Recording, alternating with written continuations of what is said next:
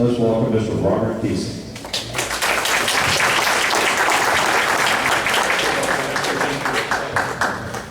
Thank you.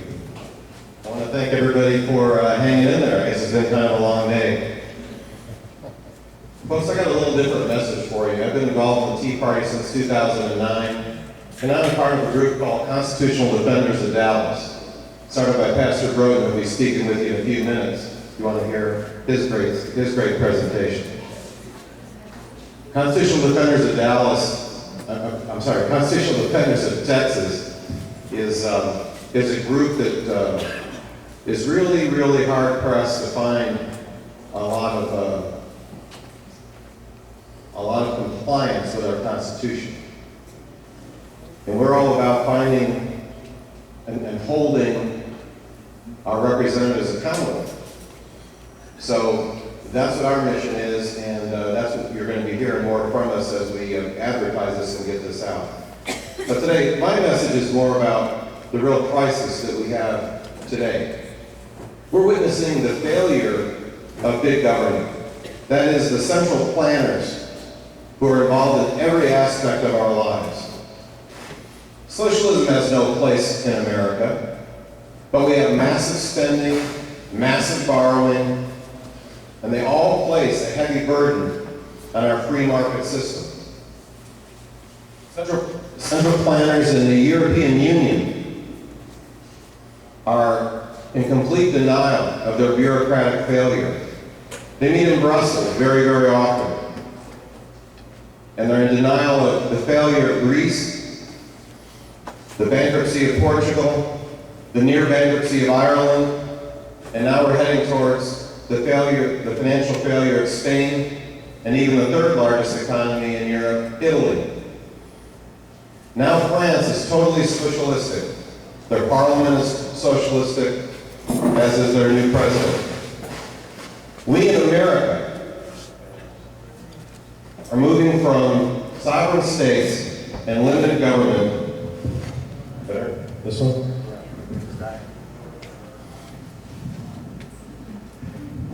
Even the microphone's getting tired. We in America are moving from sovereign states and limited government to central planning. Every aspect of our life is being planned. The great economist Milton Friedman told us, he asked, who are these angels that will organize society for us? We the people must preserve the revolution. The American Revolution gave us a constitutional republic, not a democracy. So I ask, representatives, citizens, councilmen, if not now, when will we stand up for our freedom? The First Amendment says, Congress shall make no law respecting an establishment of religion, or prohibiting the free exercise thereof, or abridging the freedom of speech or of the press, or the right of the people to peaceably assemble and petition the government for a redress of grievances. The constitutional defenders, we're all about petitioning for redress of the grievances. We are here today because we know our constitutional liberties are under attack. The Secret Service is now prescribing where free speech is not permitted. Expect that to grow. Health and Human Services has decreed that religious institutions pay for services that violate their religious beliefs. Our children can no longer pray with their teammates on the football field. You may not think that these little things affect you, but more and more and more encroachments on our freedom soon will. 68 years ago, the Allied forces launched the Normandy invasion, landing 150,000 troops on the beaches of France to face a seemingly impervious Nazi war machine.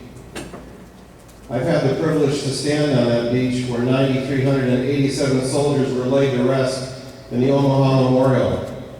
They made the sacrifice to extend our freedom by confronting tyranny. It really wasn't until that moment that I truly grasped the value of freedom we are losing again today. We only need to look at our nation's own history for answers and inspiration. At the Constitutional Convention in 1787, a new government was formed when the delegates from 12 of 13 colonies agreed upon a new compact between the sovereign states, known today as the federal government. All but 3 delegates signed. It is obvious not everyone at the convention agreed. George Mason refused to sign for 2 main reasons. First, he insisted that the Bill of Rights, modeled after the Virginia Declaration of Rights. Secondly, he demanded an immediate end to the slave trade, which the ratified Constitution didn't end until 1808. Fortunately for America, James Madison introduced the Bill of Rights in the first congressional session, and we know it was ratified in 1791. We owe tremendous gratitude to the few dissenting voices, like that of George Mason, who successfully persuaded others to both honor and safeguard the sovereignty of the individual from the tyranny of man. Today, we are the dissenting voices. We are echoing the cry of George Mason. We are here to persuade others to honor and safeguard the sovereignty of the individual from the tyranny of man. Jefferson wrote, "In questions of power, then, let no more be said of confidence in man, but bind him down from mischief by the chains of the Constitution." It isn't just our religious freedoms that are under attack. It is our rights to privacy, to due process, and property rights. Did you hear that Gibson Guitar in Nashville, Tennessee was overwhelmed by a SWAT team from the Fish and Wildlife with weapons drawn, seized property? There were no charges filed, no jury, no trial, no legal defense. Have you heard your conservative representatives speak out about this? Can Congress explain why SWAT teams now exist at the IRS, the Fish and Wildlife, the EPA, the Forest Service, and the Small Business Administration? Our political leaders on both sides have used crisis after crisis to justify the concentration of power at the federal level. After decades of failing government schools, Congress doubled funding for the Department of Education. The result? Billions of dollars wasted. We rank 24th in the world and have as many as a 50% dropout rate. Congress gave us affordable housing. The result? The largest financial crisis in U.S. history, which we still suffer from today, record foreclosures, record bank failures, 5 years of economic crisis and counting. Congress gave us the Securities and Exchange Commission with thousands of financial regulation. The result? Bernie Madoff perpetrated the largest financial fraud in U.S. history after professionals in the industry had given warnings at least 6 different times. Another one? Maybe it's just my language. Hello? It's on, it's on. Yeah, potted up. Is it on? It should be. It's on. Is it not working? Test, test. Nope. Nope, nope. Oh, well, turn. I'm sorry with these folks just for a moment. This is under reverse technology. Must be Obama. Hello? Okay. Goldman Sachs, Morgan Stanley, Merrill Lynch, Bear Stearns, Lehman Brothers, all failed while complying with government regulations. Congress gave us public-private partnerships in Fannie Mae and Freddie Mac. The result? Both are bankrupt, costing the U.S. taxpayers over $300 billion and counting. Congress gave us a $1.4 trillion annual deficit and has convinced America that the sky would fall if we don't allow them to borrow trillions more. James Madison wrote, "Crisis is the rallying cry of the tyrant. If not now, when will we stand up for freedom?" It took no longer, folks, than John Adams' administration in his first term for the 5th Congress of the United States to pass the Alien and Sedition Act. making it unlawful for the press to criticize those in government. It took only 7 years for the First Amendment to come under attack. What was the American solution in 1800? Citizens to support candidates that were opposed to the Alien and Sedition Act. 20% of the House of Representatives were thrown out in the next election. And both the acts were repealed by the new Congress and the new President Thomas Jefferson. Today, Congress has passed the NDAA, the National Defense Authorization Act, and nearly every congressman in this state, aside for a few, voted for it. It includes a provision that authorizes the military to detain indefinitely, without charges, without trial, anyone, including American citizens, on the suspicion that they're associated with terrorism. The mere suspicion of a crime is now enough to indefinitely detain you. So has this new NDAA affected you personally? If not now, when will we stand up for our freedom?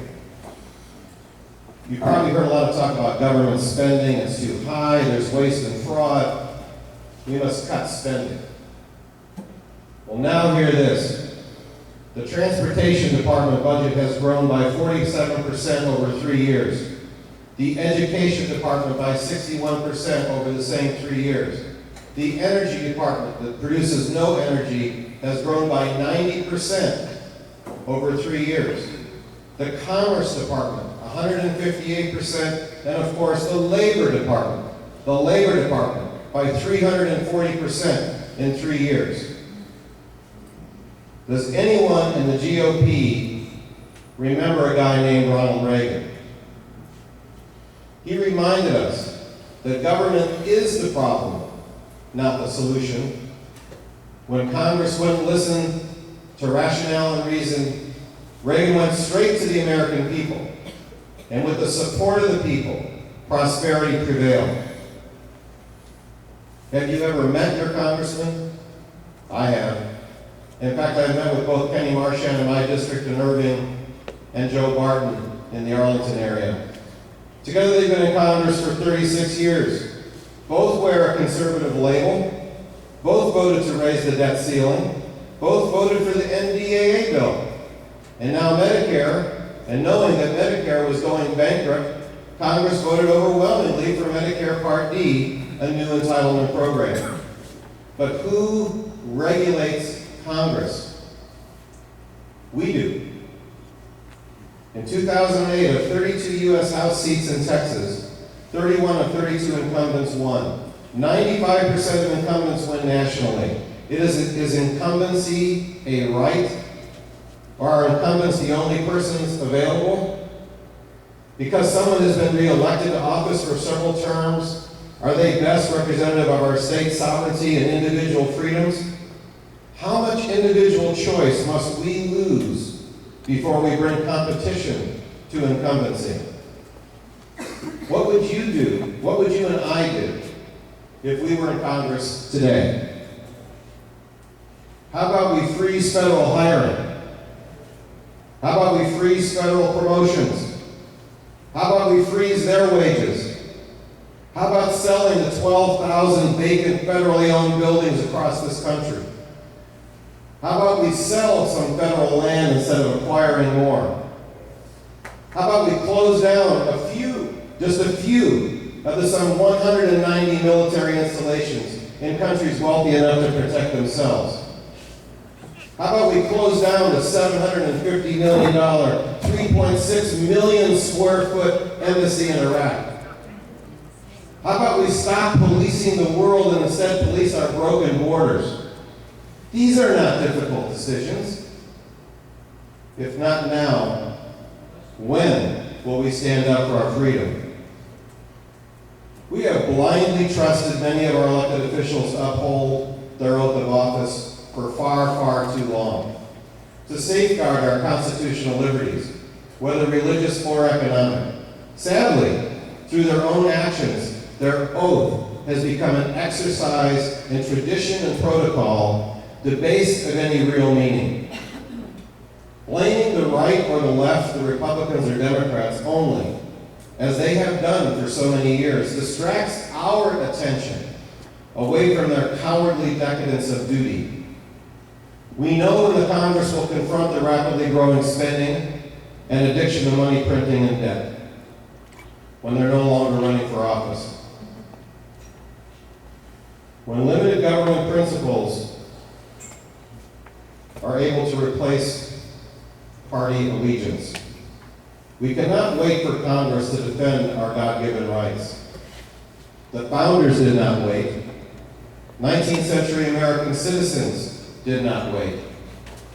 The soldiers that I spoke about at Normandy did not wait. We believe in the principles embodied in our founding documents. We believe that words have meaning. Words like Constitution, rule of law, limited government, conservatism. We cherish these ideals. Our congressmen use them as a punchline.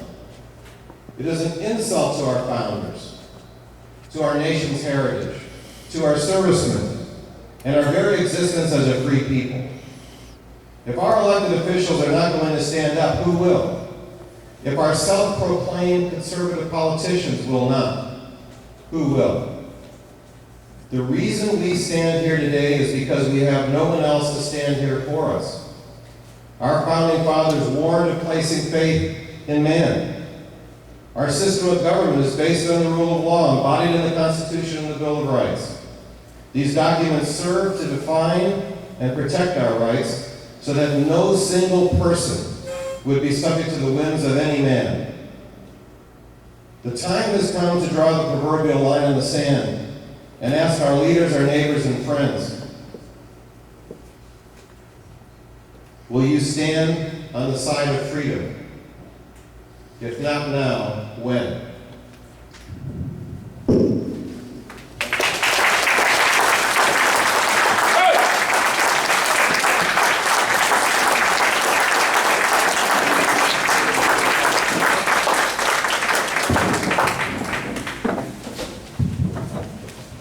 There's a gentleman here that was here tonight, had a shirt on, it said in the back, something front, says U.S. Constitution. I read from the article.